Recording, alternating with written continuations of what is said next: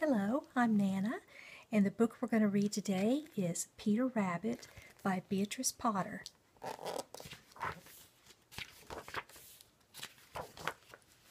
Once upon a time, there were 4 little rabbits, and their names were Flopsy, Mopsy, Cottontail, and Peter. They lived with their mother in a sandbank underneath the root of a very big fir tree. Here's Peter, and here's their little house.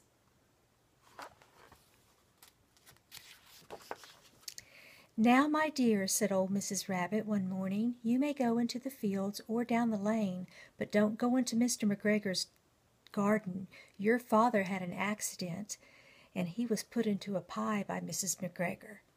Now run along and don't get into mischief. I am going out." Then old Mrs. Rabbit took a basket and her umbrella and went through the wood to the baker's. She bought a loaf of brown bread and 5 currant buns. Here she is telling her kids not to go to Mr. McGregor's garden, and here she is at the baker's.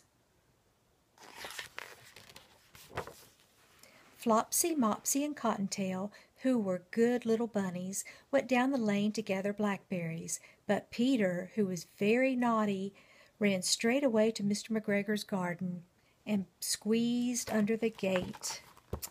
There he is, squeezing under the gate. First, he ate some lettuces and some French beans, and then he ate some radishes. And then, feeling rather sick, he went to look for some parsley.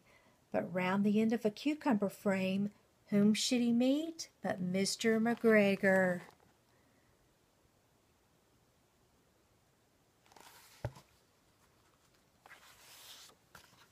Mr. McGregor was out on his hands and knees, planting out young cabbages, but he jumped up and ran after Peter, and waving a rake and calling out, "Stop, thief!" Peter was most dreadfully frightened. He rushed all over the garden, for he had forgotten how to get back to the gate. So he lost one of his shoes among the cabbages and the other amongst the potatoes. After losing them, he ran on 4 legs and went faster, so that I thought he might have got away altogether, if he had not unfortunately run into a gooseberry net and got caught by the large buttons on his jacket. It was a blue jacket with brass buttons, and it was quite new.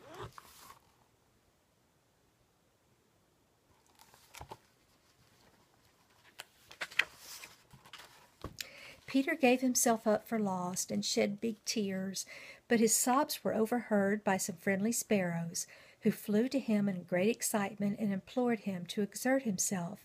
Mr. McGregor came up with a sieve, which he intended to pop upon the top of Peter, but Peter wriggled out just in time, leaving his jacket behind. There he is laying there, talking to the little sparrows.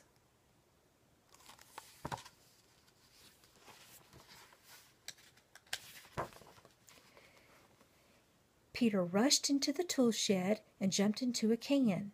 It would have been a beautiful thing to hide in if it had not had so much water in it. Mr. McGregor was quite sure that Peter was somewhere in the tool shed, perhaps hidden underneath a flower pot. He began to turn over carefully, looking under each one. Presently Peter sneezed. "Kerchoo!" Mr. McGregor was after him in no time. There's the blue bucket that he was hiding in.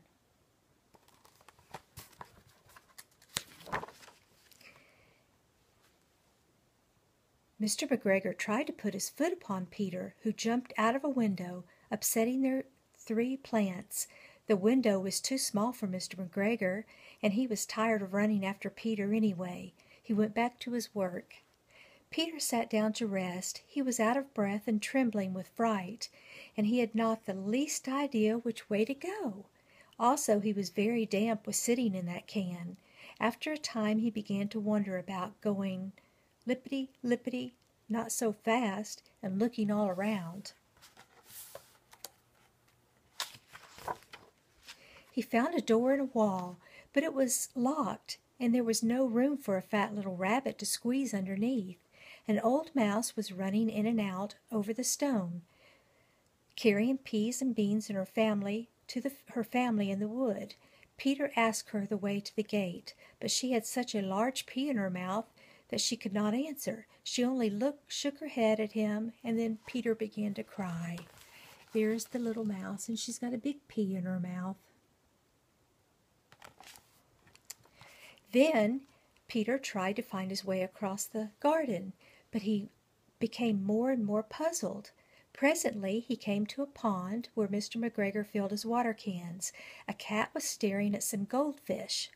She sat there very, very still, but now and then the tip of her tail twitched as if it were alive. Peter thought it best to go away without speaking to her. He had heard about cats from his cousin, little Benjamin Bunny. He went back towards the tool shed, but suddenly, quite close to him, he heard the noise of a hoe. Scritch, scratch, scritch, scratch. Peter scuttered underneath the bushes, but presently, as nothing happened, he came out and climbed upon a wheelbarrow and peered over. The first thing he saw was Mr. McGregor hoeing onions. His back was turned towards Peter, and beyond him was the gate. See the gate? There's Mr. McGregor, and he sees the gate just beyond him. Peter got down very quietly off the wheelbarrow and started running as fast as he could go along a straight walk behind some black currant bushes. Mr. McGregor caught sight of him at the corner, but Peter did not care. He slipped underneath the gate and was safe at last in the wood outside the garden. Mr. McGregor hung up the little jacket and the shoes for a scarecrow to frighten the blackbirds. Peter never stopped running or looked behind him till he got home to the big fir tree.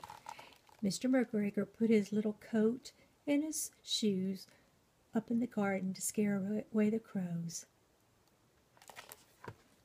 He was so tired that he flopped down upon the nice soft stand on the floor of the rabbit hole and shut his eyes. His mother was busy cooking. She wondered what he had done with his clothes. It seemed like the second or third time that little jacket and pair of shoes that Peter had lost in a fortnight.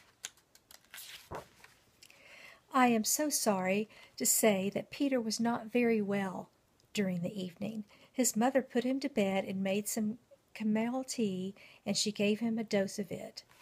1 tablespoon to be taken at bedtime. And there she is, giving him some tea to help his little tummy. But Flopsy, Mopsy, and Cottontail had bread and milk and blackberries for supper. The end. Wasn't this a nice book to read? I'll see you tomorrow. Bye.